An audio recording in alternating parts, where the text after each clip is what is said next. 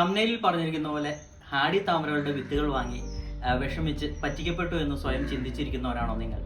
എങ്കിൽ തീർച്ചയായിട്ടും ഈ വീഡിയോ കാണണം. അതിനു മുന്നേ നിങ്ങൾക്ക് എല്ലാവർക്കും സന്തോഷത്തിന്റെയും സമാധാനത്തിന്റെയും നല്ലൊരു പുതുവത്സരാശംസകൾ നേരുന്നു. അപ്പോൾ എപ്പോഴും പറയാറുള്ള പോലെ ഈ ചാനലിൽ നിങ്ങൾ ആദ്യമായിട്ടാണെങ്കിൽ സബ്സ്ക്രൈബ് ചെയ്യുക, ലൈക്ക് ചെയ്യുക, നിങ്ങളുടെ അഭിപ്രായങ്ങൾ കമന്റായിട്ട് തന്നെ രേഖപ്പെടുത്തുക. നമുക്ക് വീഡിയോയിലേക്ക് പോകാം.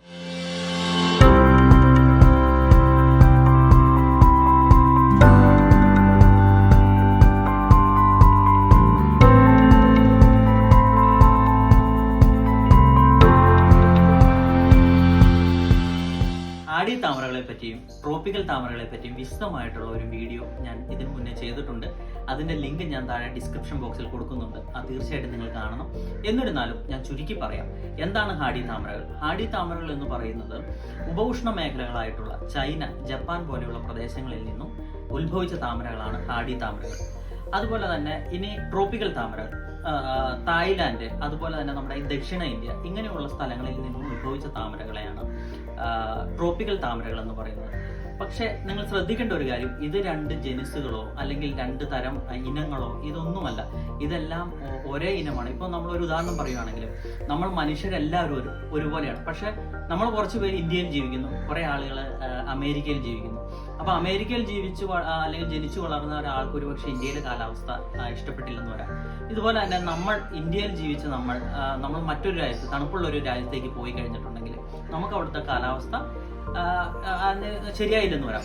അപ്പൊ ഇങ്ങനെയുള്ള ഇനങ്ങളെ, പ്രത്യേകിച്ച് ഇങ്ങനെയുള്ള താമരകളെ നമ്മൾ പറയുന്നത് ഇക്കോ ടൈപ്സ് എന്നാണ്. ഇപ്പോൾ നിങ്ങൾ വിചാരിക്കും, അമേരിക്കക്കാർക്ക് എന്താ ഇവിടെ വന്നാൽ താമസിക്കില്ലേ, അല്ലെങ്കിൽ ഇന്ത്യക്കാർക്ക് എന്താ അമേരിക്കയിൽ പോയാൽ താമസിക്കാൻ പറ്റില്ല അല്ലെങ്കിൽ ജീവിക്കാൻ പറ്റില്ല? തീർച്ചയായിട്ടും പറ്റും. അതുപോലെ തന്നെയാണ് പ്ലാന്റുകളും. ഇപ്പോൾ അവിടെയുള്ള പ്ലാന്റുകൾ ഇന്ത്യയിൽ വന്നിട്ടുണ്ടെങ്കിൽ അത് അഡാപ്റ്റ് ചെയ്യാനായിട്ട് കുറച്ച് സമയം എടുക്കും. അത് അഡാപ്റ്റ് ചെയ്യാൻ മീൻസ് ഇവിടുത്തെ കാലാവസ്ഥയെ അഡാപ്റ്റ് ചെയ്യാനായിട്ട് കുറച്ച് സമയം എടുക്കും. ഇതുപോലെ തന്നെയാണ് നമ്മൾ വേറൊരു രാജ്യത്ത് ചെന്നാലും അവിടുത്തെ ആ സാഹചര്യവുമായിട്ട് പൊരുത്തപ്പെട്ട് വരുവാനായിട്ട് കുറച്ച് സമയം എടുക്കാറുണ്ട്. ഈ താമരകളും അതുപോലെ തന്നെയാണ്. അപ്പോൾ പറഞ്ഞു വരുന്നത് എന്താണെന്ന് വെച്ച് കഴിഞ്ഞാൽ, ഹാഡി താമരകളും തീർച്ചയായിട്ടും പൂവിടും. പക്ഷെ നമ്മുടെ ഈ കാലാവസ്ഥയിൽ അല്ലെങ്കിൽ നമ്മുടെ കാലാവസ്ഥയുമായിട്ട് അത് പൊരുത്തപ്പെട്ട് വരുവാനായിട്ട് കുറച്ച് സമയം എടുക്കാറുണ്ട്. അങ്ങനെ ആ സമയം എടുത്തു കഴിയുമ്പോൾ ഇതിന് വേറെ ഒരു നിവൃത്തിയും ഇല്ലാതെ വരും. അപ്പോൾ അങ്ങനെ വരുമ്പോൾ ഇത് പൂവിട്ട് കാണാറുമുണ്ട്. നിങ്ങൾക്കറിയാം, ഹാഡി താമരകൾ പൂവിടുമ്പോഴും അത് ഒരു നിശ്ചിത കാലയളവിലായിരിക്കും അത് പൂവിടുക. അതിനുശേഷം അത് സമാധിയിലേക്ക് പോകും. വീണ്ടും അത് കുറെ കാലങ്ങൾ കഴിയുമ്പോൾ അല്ലെങ്കിൽ കുറെ സമയം എടുത്ത് അത് വീണ്ടും അതിന് പുതിയ ഇലകൾ വരികയും പുതിയ ബഡുകൾ വരികയാണ് ചെയ്യുന്നത്. പക്ഷെ നമ്മുടെ ട്രോപ്പിക്കൽ താമര അത് ആണ്ടുവട്ടം പൂവിട്ട് കാണാറുണ്ട്. അത് വേറൊന്നുമായിട്ടല്ല, അത് അങ്ങനെയാണ് ഉരുത്തിരിച്ചു വന്നിരിക്കുന്നത്. അതിന്റെ ഒരു പ്രത്യേകത കൊണ്ട് മാത്രമാണ് ഈ താമരകൾ ഇങ്ങനെ പൂവിടുന്നത്. ഇനിയിപ്പോൾ ഹാഡി താമരകൾ മേടിച്ച് പലർക്കും പൂവിടുന്നു. ചിലവർ അത് വാങ്ങി നട്ട് കഴിഞ്ഞിട്ടുണ്ടെങ്കിൽ അത് പൂവിടുന്നില്ല. എന്തുകൊണ്ടാണ് അത് സംഭവിക്കുന്നത്? അതിന്റെ ഒരു കാരണം മൈക്രോ ക്ലൈമാറ്റിക് കണ്ടീഷൻസ് ആവാം. കാരണം ഇന്ന് ഈ എറണാകുളത്ത് ഉള്ള ഒരു കാലാവസ്ഥയല്ല പാലായിലുള്ളത്. പാലായിലുള്ള ഒരു കാലാവസ്ഥയല്ല കൊല്ലത്ത് കിട്ടുന്നത്. നമ്മുടെ ഓരോ വീടുകളിലും നമുക്ക് കിട്ടുന്ന, ഓരോ സ്ഥലത്തുള്ള വീടുകളിലും കിട്ടുന്ന വെളിച്ചം, അതുപോലെ തന്നെ അവിടുത്തെ ചൂട്, ഇതെല്ലാം വ്യത്യാസം ഉണ്ടായിരിക്കും. അപ്പൊ ഇതിനെല്ലാം ഡിപ്പെൻഡ് ചെയ്തിട്ടാണ് ഈ താമരകൾ, പ്രത്യേകിച്ച് ഹാഡി താമരകൾ പൂവിടുന്നത്. അത് എനിക്ക് പൂവിട്ടു, ഇപ്പൊ ഞാനൊരു ഹൈബ്രിഡ് വാങ്ങി പൂവിടുന്നു. ആ പൂവിട്ടതിന് ശേഷം അത് വേറൊരാൾക്ക് പൂവിടുന്നില്ല. അതിന്റെ കാരണം, അത് പ്രത്യേകിച്ച് ഇപ്പൊ അങ്ങനെ പൂവിടാണ്ട് വരുമ്പോഴത്തേക്കും നമ്മൾ അത് പൂവിടാത്തൊരു ഇനമാണെന്ന് പറഞ്ഞുകൊണ്ട് തള്ളിക്കളയാണ് ചെയ്യുക. അത് അങ്ങനെ ചെയ്യുവാനായിട്ട് വരട്ടെ. കാരണം ഇതിനെല്ലാം ഒരു ഫാക്ടർ എന്ന് പറയുന്നത് ഈ പറയുന്ന മൈക്രോ ക്ലൈമാറ്റിക് കണ്ടീഷൻസ് ആവാം. അപ്പൊ അതുകൊണ്ട് നിങ്ങൾ താമരകൾ ഒന്ന് മാറ്റി നട്ടു നോക്കുക. ഇപ്പൊ ഇത്രയെല്ലാം ഞാൻ പറഞ്ഞു. അപ്പൊ നിങ്ങൾക്ക് സ്വാഭാവികമായിട്ടും എന്നോട് ചോദിക്കാം, അങ്ങനെയെങ്കിൽ ഹാഡി താമരകൾ പൂവിടുവാനായിട്ട് അല്ലെങ്കിൽ പൂവിടിക്കുവാനായിട്ട് എന്തൊക്കെ ചെയ്യാം? ഞാൻ സ്വന്തമായിട്ട് ചെയ്യുന്ന കുറച്ച് കാര്യങ്ങൾ പറയാം. അത് നിങ്ങൾക്ക് വർക്കൗട്ട് ആകണമെന്നില്ല. എന്നിരുന്നാലും ഒന്നും ചെയ്യാതെ ഇതൊരു പൂവിടാത്ത ഇനമാണെന്നും പറഞ്ഞ് തള്ളിക്കളയുന്നതിലും ഭേദം എന്തെങ്കിലുമൊക്കെ ചെയ്ത് നോക്കുന്നതാണ്. അപ്പൊ നമുക്ക് ചെയ്ത് നോക്കാം.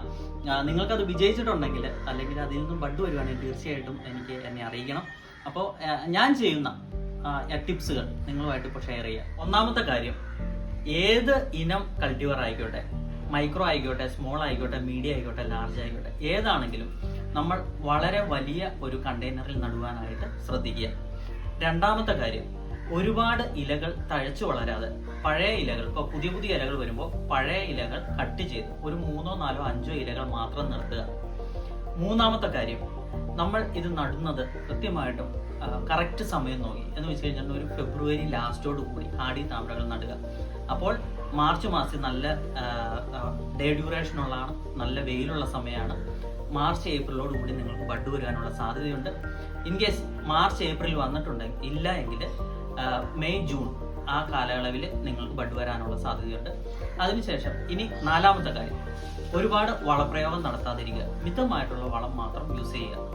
5ാമത്തെ കാര്യം, നിങ്ങൾ ഉപയോഗിക്കുന്ന മണ്ണ് നല്ല ഫെർട്ടിലിറ്റി ഉള്ള മണ്ണ് നോക്കിയെടുക്കുക. ആ മണ്ണെടുക്കുമ്പോൾ അത് നല്ലപോലെ അരിച്ച് ആ നല്ല നൈസായിട്ടുള്ള മണ്ണിൽ ഈ താമര നടുവാനായിട്ട് ശ്രദ്ധിക്കുക. 6ാമതായിട്ട് ഒരു കാര്യം കൂടി ഉണ്ട്, ഇത് വെക്കുമ്പോൾ നല്ല തുറസ്സായിട്ടുള്ള സ്ഥലത്ത്, പ്രത്യേകിച്ചും ടെറസ് പോലെയുള്ള സ്ഥലങ്ങളിൽ അത് വെക്കുവാനായിട്ട് ശ്രദ്ധിക്കുക.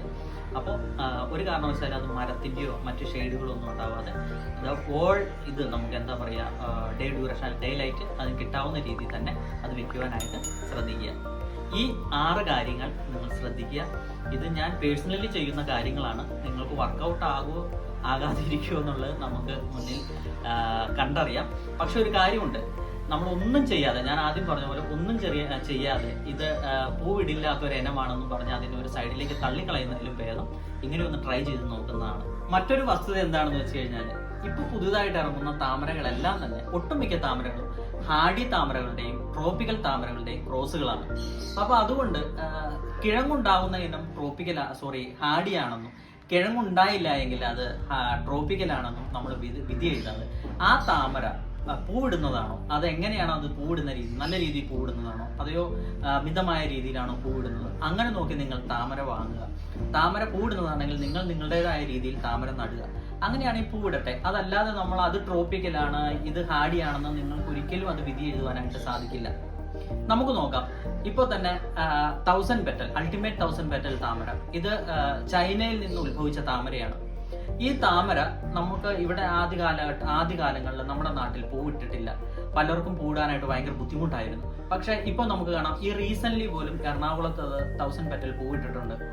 അപ്പൊ അതിന്റെ അർത്ഥം ഈ താമരകൾ നമ്മുടെ കാലാവസ്ഥയുമായിട്ട് അല്ലെങ്കിൽ കാലാവസ്ഥയെ അഡാപ്റ്റ് ചെയ്തിട്ടുണ്ട്. അപ്പോൾ ഇങ്ങനെയാണ് ഓരോ ഹാർഡി താമരകളും നമ്മുടെ കാലാവസ്ഥയെ കാലക്രമേണ അതെല്ലാം നമ്മുടെ കാലാവസ്ഥയുമായിട്ട് അത് പൊരുത്തപ്പെട്ടു പോകും. അപ്പോൾ അതിനു മുന്നേ നിങ്ങൾ ഒരു കാരണവശാലും ഇത് ഹാർഡിയാണ്, ഇത് ട്രോപ്പിക്കലാണെന്ന് വിധി എഴുതരുത്. നിങ്ങൾ ട്രൈ ചെയ്ത് നോക്കുക. അതുകൊണ്ട് നിങ്ങൾ ആരും ഒരു കാരണവശാലും വിഷമിക്കേണ്ട ആവശ്യമില്ല. നിങ്ങൾ പറ്റിക്കപ്പെട്ടു എന്ന് നിങ്ങൾ വിചാരിക്കേണ്ട ആവശ്യമില്ല. നിങ്ങൾക്കും പൂവിടും. പക്ഷെ ക്ഷമയോടുകൂടി ഞാൻ ഈ പറഞ്ഞ 6 കാര്യങ്ങൾ ഒന്ന് ശ്രദ്ധിച്ചു നോക്കുക. നമുക്ക് നോക്കാം, ട്രൈ ചെയ്ത് നോക്കാം. മറ്റൊരു കാര്യം, കാലാവസ്ഥാ വ്യതിയാനം എന്ന ഘടകം അതാരും വിസ്മരിച്ചു പോകരുത്. നമ്മുടെ നാട്ടിൽ ഭയങ്കര മഴയാണ് ചില സമയങ്ങളിൽ ഭയങ്കര ചൂടാണ്. ഇങ്ങനെയുള്ള കാലാവസ്ഥാ വ്യതിയാനങ്ങൾ താമരകളെ പൂവിടാതിരിക്കാനും കാരണമാകാറുണ്ട്. അപ്പോൾ എനിക്ക് നിങ്ങളോട് പറയാനുള്ളത്, ഒരു താമര ഹാർഡിയാണോ ട്രോപ്പിക്കലാണോ എന്ന് വിധി എഴുതാതെ നിങ്ങൾ അത് വാങ്ങി നിങ്ങളുടേതായ രീതിയിൽ നട്ടു നോക്കുക. നല്ല ശുഭാപ്തി വിശ്വാസത്തോടു കൂടി നടുക. എന്താണെങ്കിലും നിങ്ങൾ പൂവിടും. ഇതുപോലെ തന്നെ ഏതെങ്കിലും നല്ലൊരു വിഷയവുമായിട്ട്, നിങ്ങൾക്ക് ഉപകാരപ്പെടുന്ന ഒരു വിഷയവുമായിട്ട് അടുത്ത എപ്പിസോഡിൽ കാണാം. നന്ദി, നമസ്കാരം.